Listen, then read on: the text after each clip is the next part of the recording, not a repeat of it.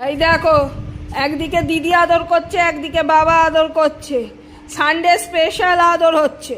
Dinner হয়ে গেছে, আজকে এখনো 10টা বেজে গেছে, কিন্তু 10টা বেজে গেছে কিন্তু এখনো ঘুমোতে যাবার নাম নেই। আর সে রান্নাঘরে দাঁড়িয়ে আছে, কারণ ওই আমরা বাড়িতে ননিটা তৈরি করি, তা সেটা হাফ করে রাখা হচ্ছে ফ্রিজে, কালকে ফাইনালটা হবে।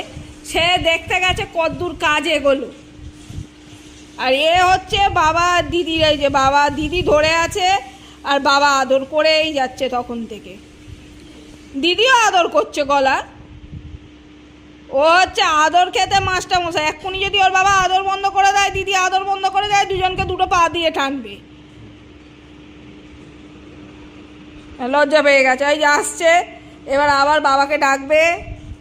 হ্যাঁ, যে উঠে পড়েছে এবার।